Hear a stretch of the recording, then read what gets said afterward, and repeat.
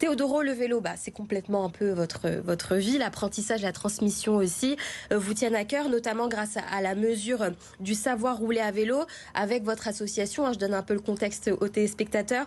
Vous formez des enfants aux fondamentaux. Vous revenez tout juste d'Espagne. On s'est eu hier au téléphone. Et sur le terrain de l'apprentissage du vélo, il y a quelque chose qui vous a frappé comparé à notre région. Racontez-nous. Tout à fait. En fait, je vous ai ramené un livret de formation pour les jeunes. Quand on intervient dans les écoles, on fait 3 blocs. Premier bloc, c'est faire l'apprentissage tout simplement, comment freiner, piloter son vélo, tourner. Ensuite, le deuxième bloc, c'est l'apprentissage du code de la route au sein d'un milieu clos dans une cour. Et en fait, et après... Théodoro, le vélo, c'est complètement un peu votre vie. L'apprentissage, la transmission aussi vous tiennent à cœur, notamment grâce à la mesure du savoir rouler à vélo avec votre association. Je donne un peu le contexte aux téléspectateurs. Vous formez des enfants aux fondamentaux. Vous revenez tout juste d'Espagne. On s'est eu hier au téléphone.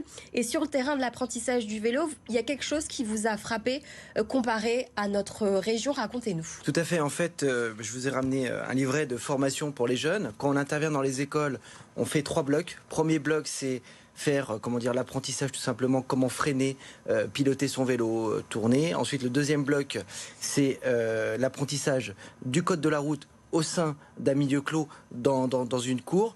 Et en fait, et après la finalité, c'est à la fin, le troisième bloc, on sort à l'extérieur pour les mettre en situation.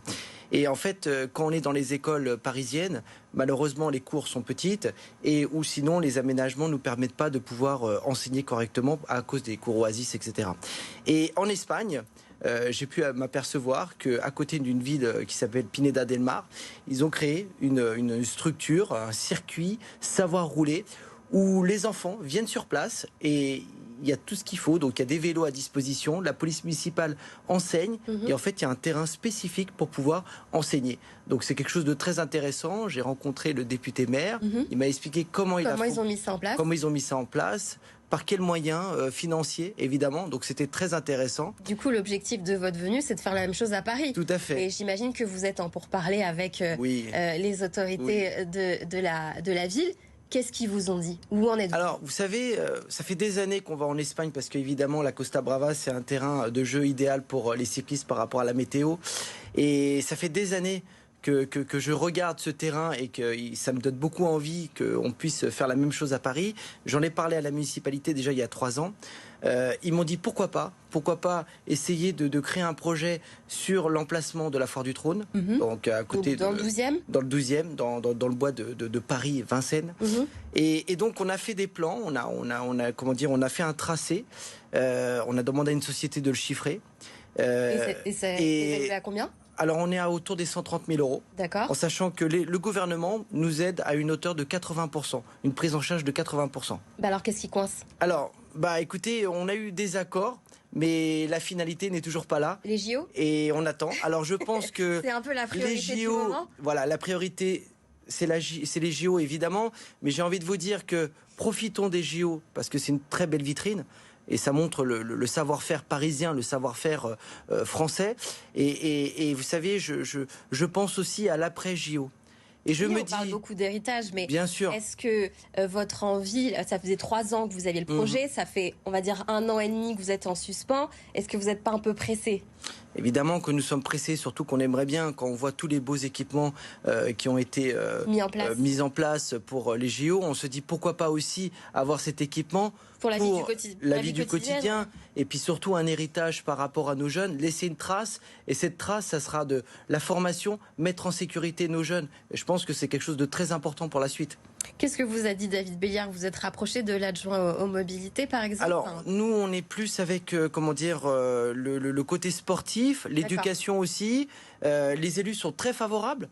D'ailleurs, Pierre Rabadan nous a dit évidemment que le projet l'intéressait et que oui, ça allait être mis en place, mais on attend toujours. Et malheureusement, pour nous, c'est compliqué d'intervenir dans les écoles et on a envie de faire beaucoup plus. Beaucoup plus parce qu'il nous faut cet équipement pour pouvoir enseigner, mais aussi des moyens financiers parce qu'il y a des moyens humains derrière. Le personnel pour pouvoir former les jeunes. Et d'ailleurs, la mairie nous donne des subventions. On est toujours à la recherche de partenaires privés pour pouvoir nous aider. mais c'est vrai que si on a cet équipement, on pourra faire beaucoup plus de formations auprès de nos jeunes Parisiens. Théodoro, dernier constat, à Paris, on se déplace désormais plus à vélo, donc c'est une très bonne nouvelle pour vous. Si je puis dire, vous êtes un peu un cycliste militant de cette cause.